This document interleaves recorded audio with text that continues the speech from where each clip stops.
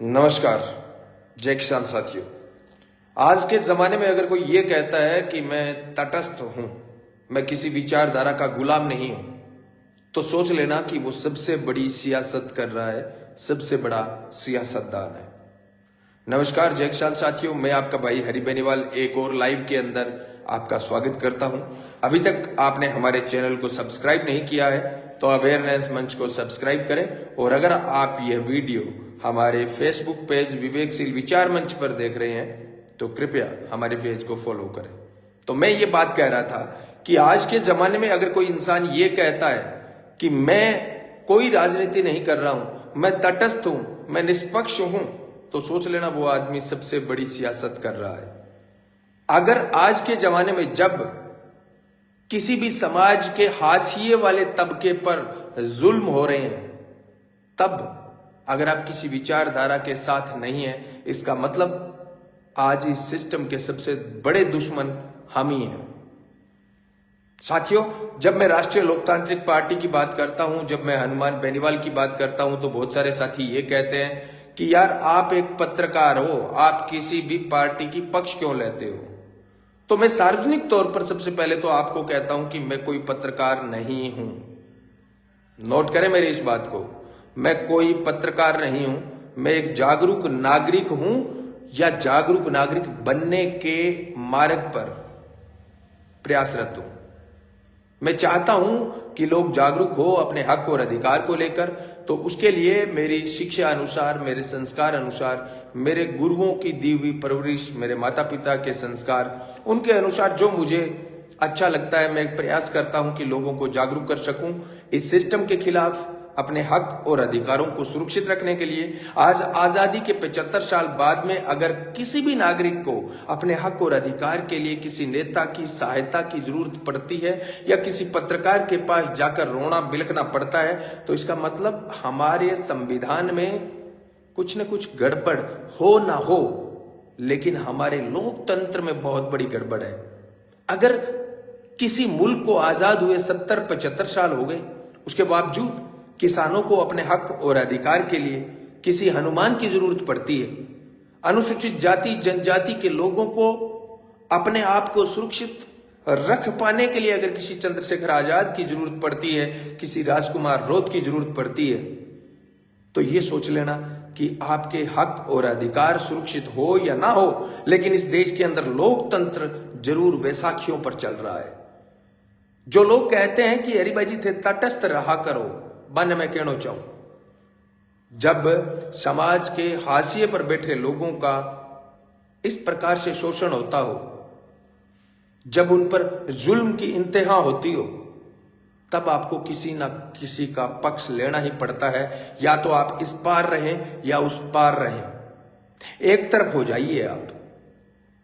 हो सकता है लाखों गलतियां हो, लाखों कमियां हो हनुमान में, लेकिन उसकी जो मजबूती है, उसके जो गुण हैं, उसकी जो शक्तियां हैं, वो लोगों के खिलाफ काम नहीं करती, लोगों की खुशियों में खुशियां बढ़ाने वाली है। आज जब मैं खीमसर के हालात देख रहा हूं, बदले की राजनीति के एक से बढ़कर एक उदाहरण सामने आ रहे हैं।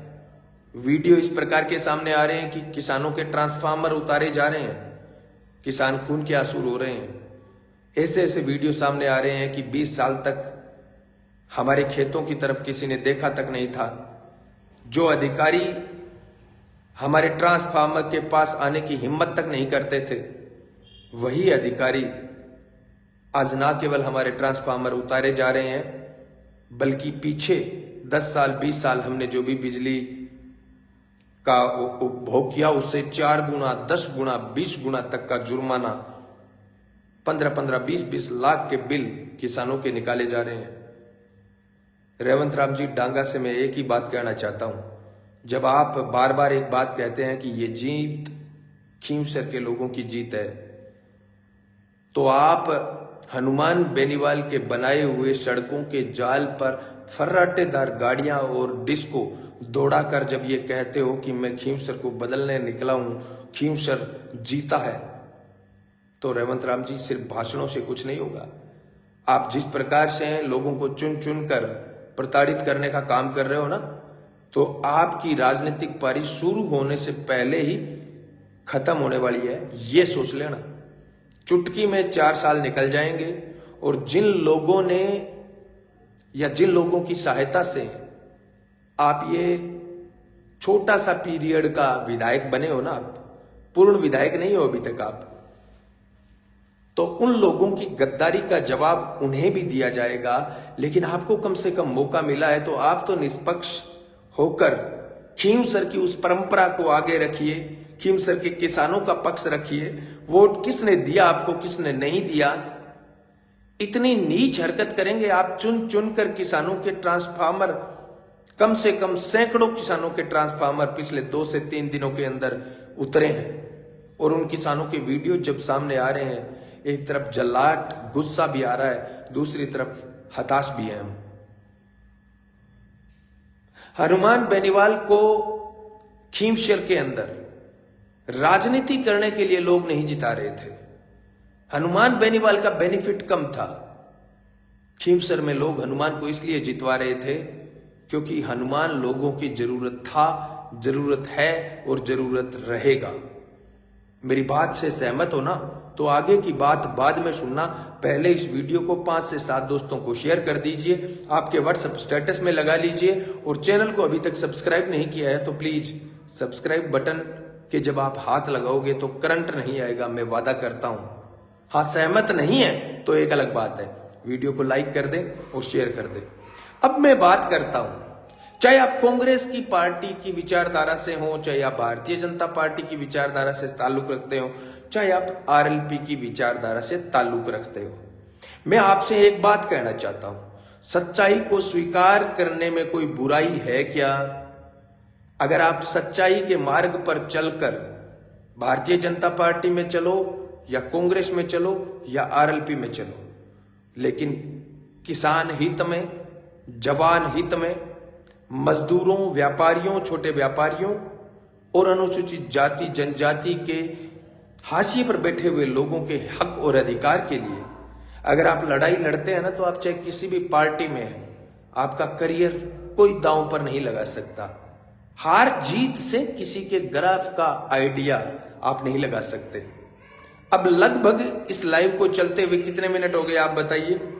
अब मैं असली मुद्दे पर आता हूं।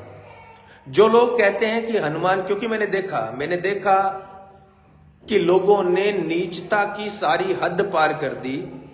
ओशिया के अंदर लोगों ने इस प्रकार का एक जुलूस निकाला, रो रहे थे लोग और राजनीतिक अंतिम संस्कार कर रहे थे, राम नाम सत्य वगैरह कुछ बोल रहे थे, और वो सब कुछ हो रहा था दिव्या मदेरणा के इशारे पर।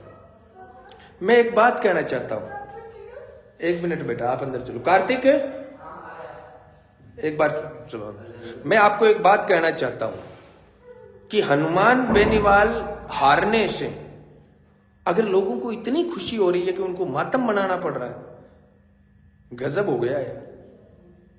हनुमान बेनीवाल के हारने से आपको मातम मनाना पड़ रहा है। किस प्रकार के राजनीतिक प्रतिद्वंदी हो भाई आप? मैं कह रहा हूं ना, सच्चाई के दम पर किसान हित के अंदर अगर आप में हिम्मत है तो चाहे आप कांग्रेस में है, बीजेपी में है, उस मार्ग पर चलकर तो दिखाइए, लोगों के लिए कुछ भला करके तो दिखाइए। आप बदले की भावना से लोगों के ट्रांसफार्मर उतार कर जो आप ये राजनीतिक पटकथा लिखने जा रहे हैं खींवसर में, उसका अंजाम डांगा जी बहुत बुरा होगा। हनुमान बेनीवाल को किसी ने वोट दिया या ना दिया, लेकिन आज तक कोई भी आदमी बता दे कि हनुमान बेनीवाल ने किसी का ट्रांसफार्मर नीचे उतरवाया है क्या? जो हनुमान को वोट देते थे उनके ट्रांसफार्मर भी चलते थे, और जो हनुमान को वोट नहीं देते थे उनके ट्रांसफार्मर भी चलते थे। किसी का, एक किसान का भी हनुमान बेनीवाल ने अगर ट्रांसफार्मर नीचे उतरवाया है तो बता दीजिए आप, शर्म आनी चाहिए आपको। और जब मैं बात करता हूं 2028 की, असली मुद्दे पर आता हूं आज के लाइव के। जो लोग कहते हैं कि हनुमान का हमने 13वीं कर दी, शर्म आनी चाहिए आपको। हनुमान बेनीवाल चुनाव हारा है, याद रखना, चुनाव हारा है, हिम्मत नहीं, हौसला नहीं।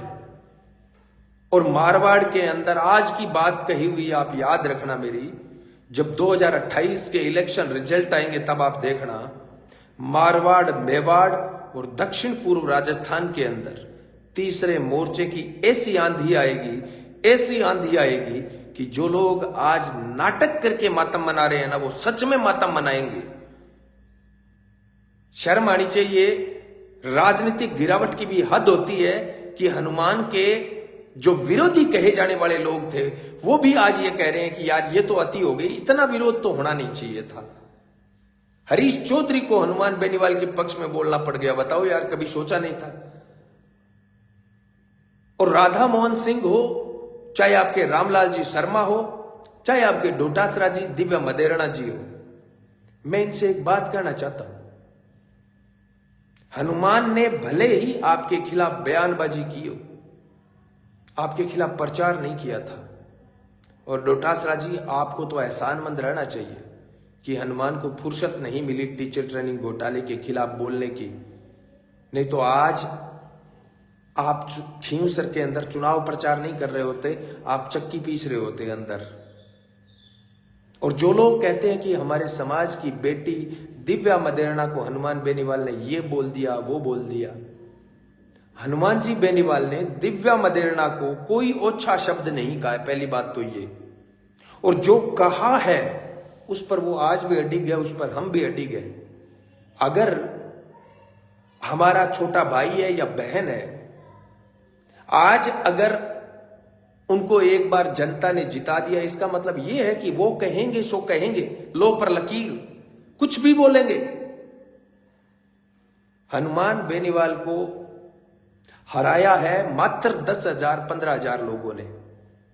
95,000 लोग हनुमान बेनीवाल की बैकबोन है आज भी खींवसर के अंदर। ये बात सत्ता पक्ष को भी समझ लेनी चाहिए और सत्ता पक्ष की बैकडोर सपोर्ट करने वाले इस भड़वे विपक्ष को भी समझ लेनी चाहिए। जब राजकुमार रोत, जब नरेश मीणा, जब किरोड़ीलाल मीणा, जब रविंद्र सिंह भाटी, जब हनुमान बेनीवाल, जब इस प्रकार के लोग एक मंच पर आएंगे, बलजीत यादव जैसे लोग, तब याद रख लेना कि इस राजस्थान की सियासत के अंदर और राजनीति में कुछ भी असंभव नहीं है मेरे भाई, कुछ भी असंभव नहीं है। कोई ये कहे, हनुमान बेनीवाल की राजनीति को अब लोग स्वीकार करने लग गए हैं। पहले हनुमान बेनीवाल को स्वीकार नहीं कर रहे थे। जो लोग जातिवादी लीडर कह रहे थे हनुमान बेनीवाल को, इस हार ने उस जातिवाद का टैग उतार दिया हनुमान बेनीवाल से। इस हार के समीकरण में बहुत सारे ऐसे गांव थे जो गैर जाट गांव थे, बावजूद इसके उनमें हनुमान बेनीवाल को बढ़त मिली और जाटों के गांवों में हनुमान बेनीवाल पिछड़ा। इसका मतलब जातिवादी लीडर हनुमान बेनीवाल नहीं है। आप हनुमान बेनीवाल की भाषा, हनुमान बेनीवाल के नारों से उसे जातिवादी कहकर 10 साल 20 साल तक आप जीतते रहे, लेकिन हनुमान को नहीं हरा पाए। और आज जब आपने येन केन प्रकरण हनुमान बेनीवाल को हरा भी दिया, तब भी आप हारे हुए हो, क्योंकि हनुमान बेनीवाल ने इस हार के साथ बहुत बड़ा टैग जो धब्बा लगाया हुआ था एक प्रकार से, वो धोया है हनुमान बेनीवाल ने। और मैं हनुमान जी के संघर्ष को अच्छी तरह से जानता हूं, हनुमान के इरादों को अच्छी तरह से जानता हूं। हनुमान बेनीवाल हार मानने वाले नेताओं में से नहीं है। हनुमान बेनीवाल के साथ कोई आए या ना आए, याद रखना, बहुत सारे लोग ऐसे होते हैं जब उनको साथ वाले धोखा देकर चले जाते हैं तब वो मायूस हो जाते हैं, निराश हो जाते हैं, हताश हो जाते हैं और हार कर बैठ जाते हैं, मनोबल हार कर बैठ जाते हैं। हनुमान वैसा नहीं है। हनुमान ने अपनी पार्टी के हर कार्यकर्ता और नेता को अपना भाई मानकर उनको राजनीतिक पाठशाला के अंदर दाखिला दिया, उनको संघर्ष के मार्ग पर चलना सिखाया। और बाद में वो लोग जब कांग्रेस और बीजेपी की गोद में जाकर बैठे तो मुझे पता है दर्द हनुमान बेनीवाल को जितना हुआ था ना, एक बाप को अपने बेटे के अलग होने पर जितना दर्द होता है ना, उतना दर्द हनुमान को हुआ होगा।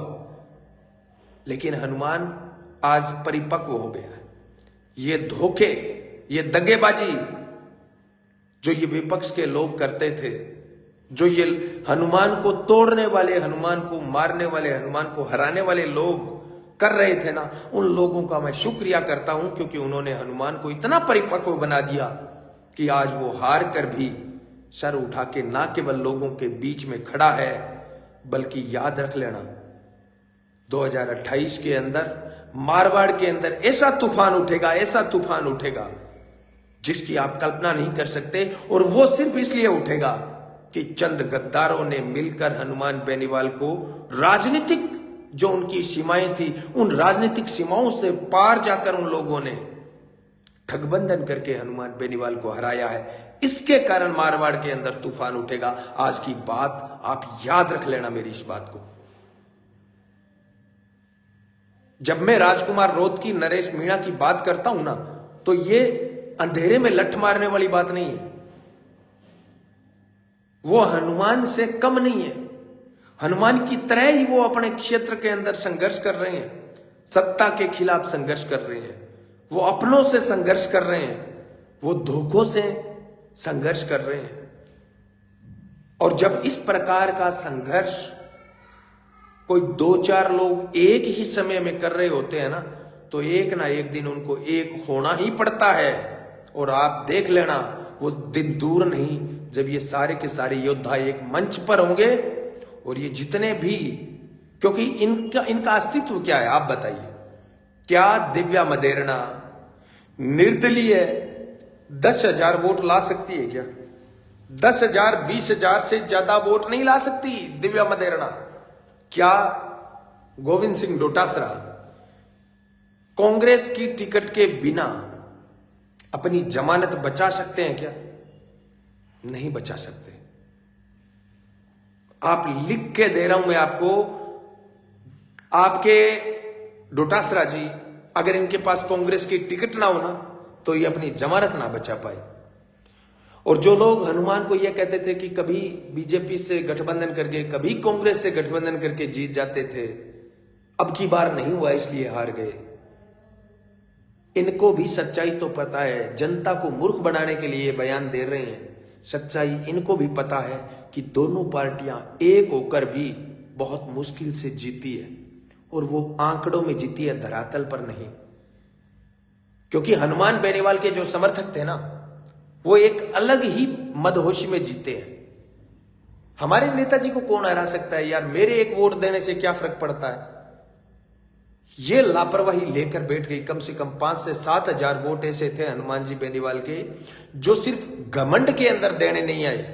हनुमान के लिए जान देने के लिए तैयार हैं वो लोग, लेकिन वोट देने नहीं आए कि हनुमान तो जीता हुआ है। कम से कम 15 से 20 लोगों ने तो मेरे सामने रोना रोया है रिजल्ट के बाद में कि भाई साहब हमसे बहुत बड़ी गलती हो गई। हम तो ये सोच रहे थे कि हमारे वोट से क्या फर्क पड़ सकता है, अगर हम लोग वोट भी देने जाते और गांव में कन्विंस करते तो काश ये हार का अंतर भी कम हो जाता और काश हम जीत भी जाते। और दूसरी बात, नेताजी से भी एक बहुत बड़ी गलती हो गई थी। साफ दिल के नेता जो होते हैं ना, साफ दिल के नेता, उनको इसी प्रकार चक्रव्यूह में डालकर लोग हराते हैं। नेताजी के पास 3-4 सरपंच आए, उन्होंने कहा नेताजी हमें प्रलोभन देकर लालच दिया जा रहा है कि आप हनुमान बेनीवाल से दूर हो जाइए, चाहे आप कांग्रेस को वोट दें चाहे बीजेपी को वोट दें, आपको 30 लाख रुपए दिया जाएगा। एक वर्तमान सरपंच को 30-30 लाख रुपए का ऑफर कांग्रेस के पूर्व विधायक दे रहे थे, और ये कह रहे थे कि आप हनुमान को वोट मत दो, चाहे कांग्रेस को दे दो चाहे बीजेपी को दे दो। तो हनुमान जी बेनीवाल ने उस शिकायत को हल्के में लिया, उस शिकायत को हल्के में लिया। अगर नेताजी चुनावों से 2 दिन 3 दिन पहले कह देते कि भाई हमारी जो खींवसर की सियासत है वो खतरे के अंदर है, मेरे देश के अंदर मेरा छोटा भाई बड़ा भाई कहीं पर भी कोई बैठा है, वोट मत चूकना, आपका एक एक वोट कीमती है, इस प्रकार से 30-30 लाख रुपए देकर सरपंचों को खरीदा जा रहा है। हमारे 5,000 10,000 लोगों के कारण खींवसर हार सकते हैं। अगर एक मामूली सी अपील नेताजी भावुक होकर कर देते ना, तो ये चुनाव कभी नहीं हारते। लेकिन शूरवीर मां के पेट से पैदा होते हैं ना, वो कभी आंसुओं के सहारे अपनी जंग नहीं लड़ते हैं। जिस प्रकार का नाम तो इनका देखो राजा साहब है, लेकिन जीतने के लिए आज बड़ी बेशर्मी के साथ हंसकर ये कह रहे हैं कि मुझे हर हाल में जीतना था, इसलिए मूंछों को दांव पर लगाना पड़ गया। घंटा के राजा साहब हो आप। आपने मूंछों को ना केवल दांव पर लगा दिया, आपने तो मूंछों को सड़क पर ला दिया। गंडक मूतरे हैं उन मूंछों पर। शर्म आनी चाहिए आपको राजा साहब। आप एक बहुत बड़े ना केवल लीडर हैं, बल्कि समाज के अंदर अहमियत रखने वाले आदमी हैं, और आपने इस प्रकार से खींवसर के स्वाभिमान को सड़कों पर पोस्टरों में छाप दिया। गजब। और देखो कितनी बड़ी बात है कि नेताजी ने उनके मूंछों वाले बयान को काउंटर नहीं किया, काउंटर भी नहीं किया था। वोट की काउंटिंग हो गई उसके बाद में, वोटिंग हो गई उसके बाद में नेताजी बोले थे,